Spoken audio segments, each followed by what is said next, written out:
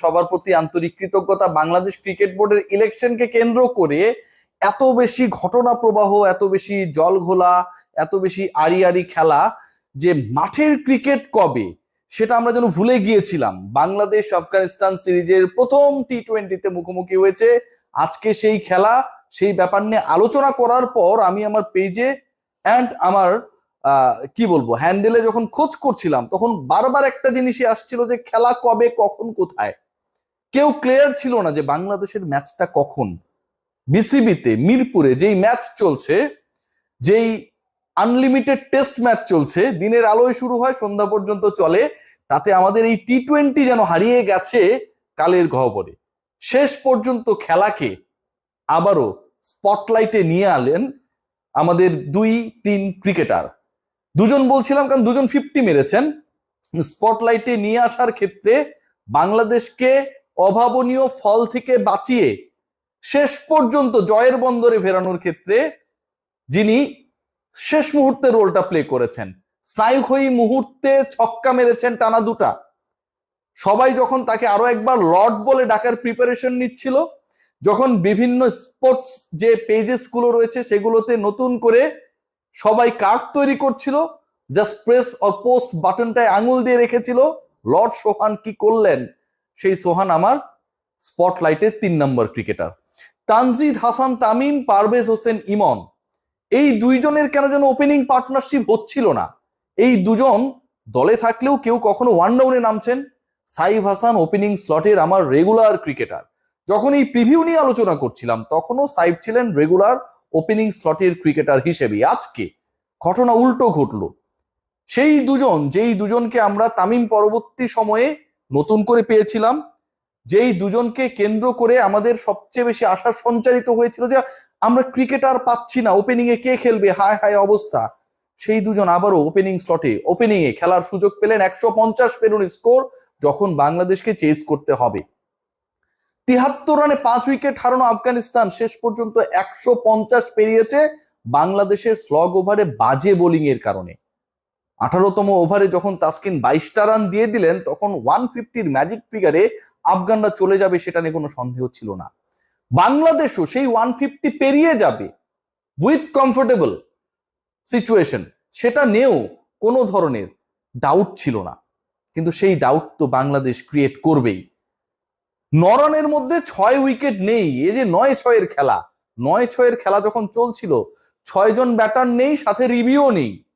আমাদের প্রিয় ক্যাপ্টেন জাকের আলী অনিক, তিনি আরো একবার ফেল করেছেন। এবং বাংলাদেশ যেহেতু জিতেছে, জাকের আলী অনিকের সকল ধরনের ব্যর্থতা থেকে তিনি মুক্ত হয়ে গেছেন। এমন একটা সিচুয়েশন যখন রশিদ খানের বল যেন চোখে দেখছিলেন না।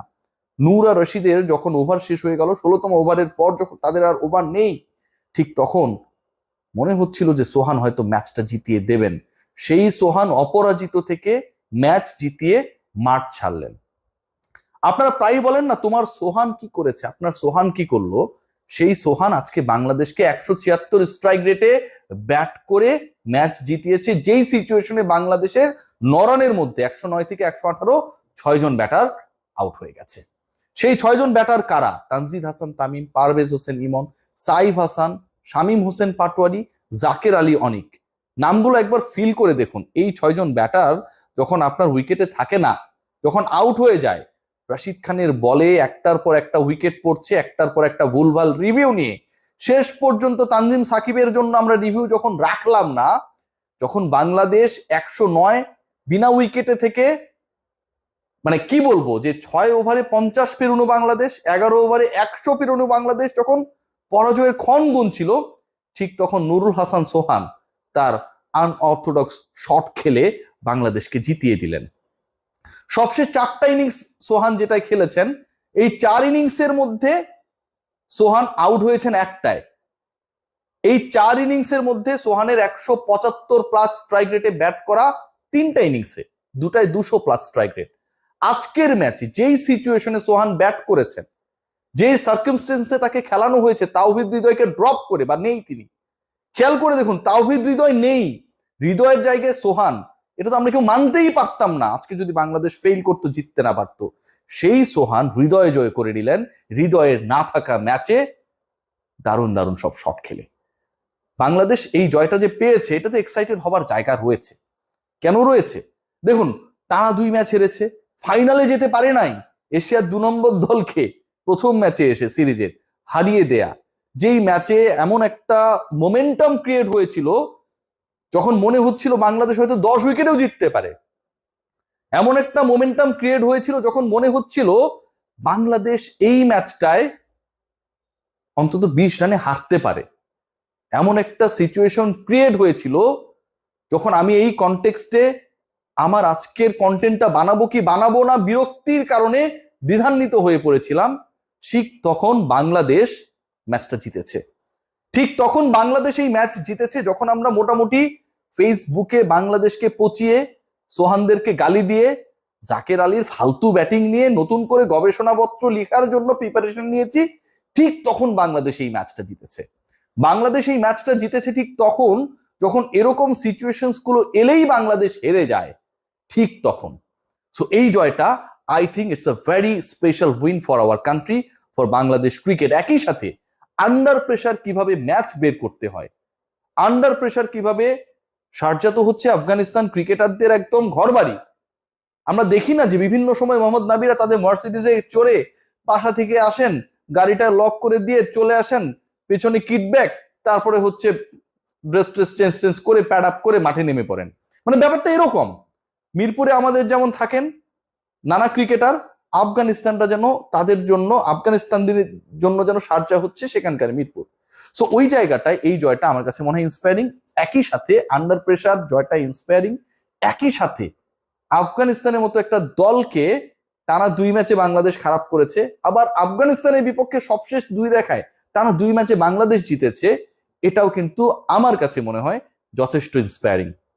আজকের ম্যাচে অনিন্দ সুন্দর ব্যাটিং আমরা দেখেছি, 100+ পার্টনারশিপ ওপেনিং আমরা দেখেছি, 34 বলে তামিমের 50 দেখেছি, 35 বলে ইমনের 50 আমরা দেখেছি, মাঝখানে উইকেট পতন আমরা দেখেছি, এবং শেষে গিয়ে যাকে নিয়ে মোটামুটি আরো একবার তির্যক আলোচনা করার প্রিপারেশন নিয়েছিলাম, তার ব্যাটিং ঝড় আমরা দেখেছি। উইকেটে গিয়ে কেমন ছটফট করেন, সামনে যান পেছনে যান, আজকে ওই শটগুলোই বাংলাদেশকে আলটিমেটলি জয়ের বন্দরে ভিড়িয়েছে। শেষ 2 ওভারে যখন 16 রান প্রয়োজন, তখন যদি একটা উইকেট পড়ে যেত, এই অসাধারণ জয়টা হয়তো বাংলাদেশ পেত না। অথবা যেভাবে রিভিউ নষ্ট করে বাংলাদেশের 12টা বাজিয়েছেন শামীম হোসেন পাটোয়ারি এবং জাকের আলী অনিকরা, বাংলাদেশ হয়তো এই জয়টা পেত না। তারপরও কথা থেকে যায়, এই দলে জাকের ছাড়া আর কেউ কি ক্যাপ্টেন্সি করার যোগ্য না? যদি তিনি ফুল টাইম ক্যাপ্টেন না হন, তাহলে why not that captain is Nurul Hasan Sohan. BPL A captaincy করা, আন্ডার প্রেসার সিচুয়েশনে ব্যাটিং করা, অসাধারণ কিপিং করা, গ্লোবাল সুপার লিগে দলকে চ্যাম্পিয়ন করা, তারপরের আসরে রানার্স আপ করা, নুরুল হাসান সোহান একসময় ধানমন্ডি ক্লাবকে প্রিমিয়ার লিগে চ্যাম্পিয়ন করেছেন পর্যন্ত, সেই ক্রিকেটারকে রেখে, সরিয়ে রেখে, দূরে রেখে, চান্সের বাইরে, 11-এর বাইরে রাখার চেষ্টা করে আমরা যার হাতে ক্যাপ্টেন্সি আর্মব্যান্ড তুলে দেই, এই যে কনস্পিরেসি গুলো চলে, নেপোটিজম গুলো চলে ন্যাশনাল টিমে, এটা আসলে কতটুকু হেলদি প্র্যাকটিস? স্নায়ুক্ষয়ী ম্যাচ শেষে স্বস্তি আছে ঠিকই, তবে জাকেরের অস্বস্তি কিন্তু আমাদের বয়ে বেড়াবে আরো বহুদিন। সবাই ভালো থাকবেন। সোহানের জন্য কেন চিৎকার করি, চিল্লাই, বুঝতে পেরেছেন তো? Take care.